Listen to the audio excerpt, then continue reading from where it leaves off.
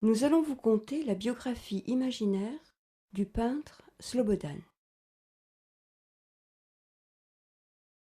Il était une fois un dompteur d'étoiles.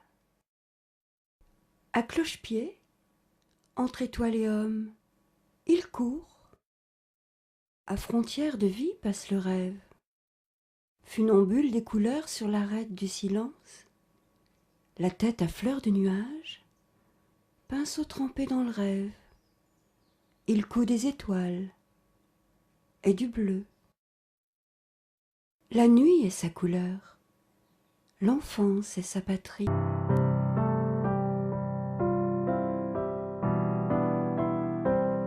À regarder mon chat, à le regarder courir.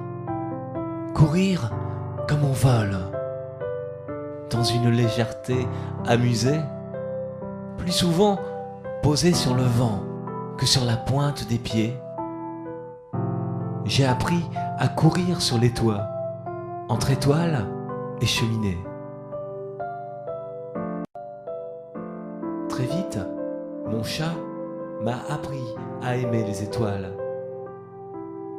Très vite, grâce à lui, j'ai découvert ma vocation, la vraie, celle de dompteur d'étoiles, ou plus précisément, celle d'apprivoiseur d'étoiles. Son grand-père, un descendant de marchands de lumière et de marins, de ceux qui alimentaient le phare d'Alexandrie, était déjà un dompteur de lucioles. C'était un très grand et très célèbre dresseur. Et d'ailleurs, moi-même, quand j'étais jeune, je l'appelais Papy le Magnifique.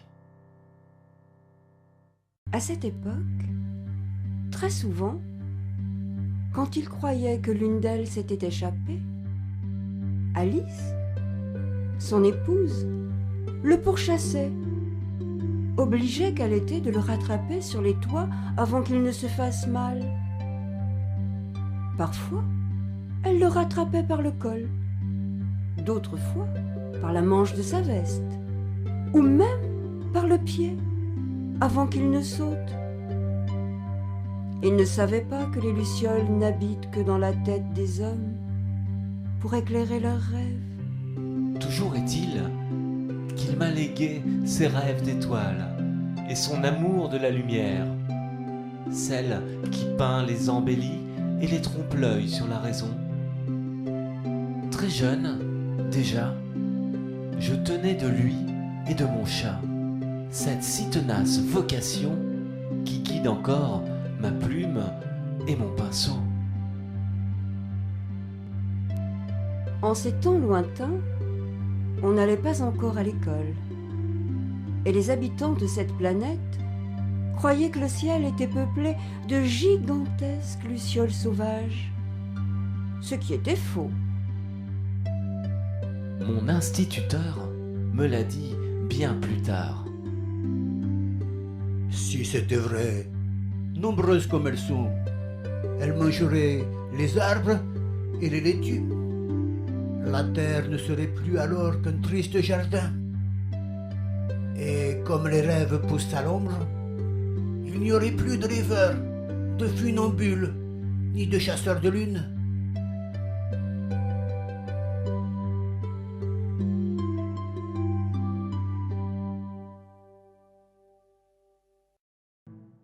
Cela se passait en pays lointain, en Dalmatie, près de Dravnik, au pays des bois étoilés, dans les jardins de son enfance.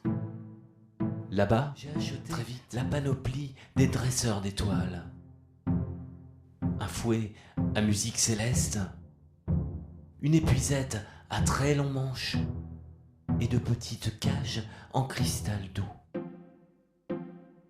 Pas besoin de tenue spéciale, moi, je m'habille comme mon chat, tout en noir, pour passer inaperçu et ne pas faire peur à la lune. Une lune affolée, très vite, ça ne tourne pas rond, ou ça tourne en rond autour des grands réverbères et de la tour Eiffel. Pire, quand elle a très peur, elle se cache et pleure en tout petits cris menus hachés, ou soupire tristement dans les nuages. Cela fait très désordre. Elle fait peur aux étoiles, qui toutes s'en Faut vont. donc être très discret et marcher sur la pointe des pieds. Le mieux eût été que je fusse un enfant dirigeable, le fils d'un zeppelin léger ou un fils de nuages, pour mieux m'approcher des champs de nuit où elles habitent. Si cela avait été, j'aurais moi aussi joué à cache-cache avec elles, entre les hautes toitures et les nuages ronds. Mais hélas, je ne suis qu'un fils d'homme. Aussi, pour mieux m'en approcher, je ne peux que, guidé par mon chat, monter sur les grands toits ou monter sur de grands arbres tout en haut des collines. Et là, une fois en position, comme un funambule enrhumé, tout devient très difficile. Car il faut, sans piétiner les rayons de lune, commencer à attirer les étoiles. Et donc rêver très fort, aussi fort que possible. Ce qui ne veut pas dire à haute voix, parce que le bruit dérange et fait peur aux étoiles timides. Non, il faut tout simplement rêver beau, très beau, leur parler de fleurs, faire des rêves de lapins, des rêves de poissons rouges ou même de biches et de dauphins. Il faut doucement laisser les étoiles s'approcher, car les étoiles lisent dans les rêves.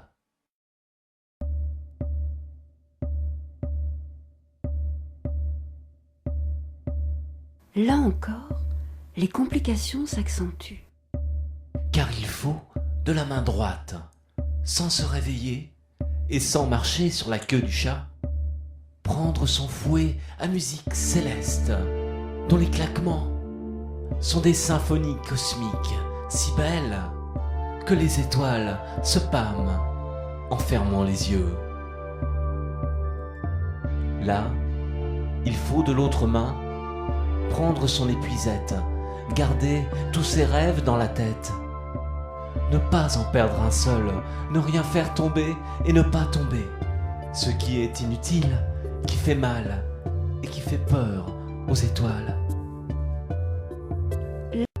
Là, si vous en attrapez une ou deux, Il faut doucement, sans les froisser, en les tenant par le bord de leurs auréoles, les enfermer dans une boîte de cristal doux. il ne faut pas leur faire peur. Mais parler doucement, leur dire des mots d'amour et les mettre dans son lit comme des nounours lumière, leur chanter des berceuses, Et près d'elles, dormir en rêvant beau, très beau pour les apprivoiser. si possible, il faut faire des rêves de lapins, des rêves de poissons rouges ou même de biches et de dauphins, et doucement les laisser s'approcher et glisser dans nos rêves. La vie d'un gardien d'étoiles n'est pas nécessairement facile. Quand on est apprivoiseur ou charmeur d'étoiles, on doit toutes les libérer le jour de la Saint-Valentin, si l'on ne veut pas qu'elles meurent. Ce n'est pas facile d'être un charmeur d'étoiles, car il faut chaque fois tout recommencer.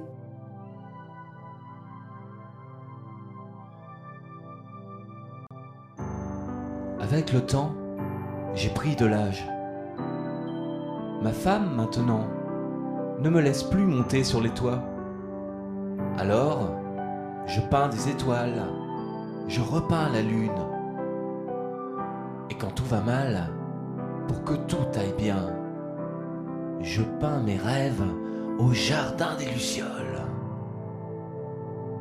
Les poètes me disent funambule des couleurs, passeur de rêves.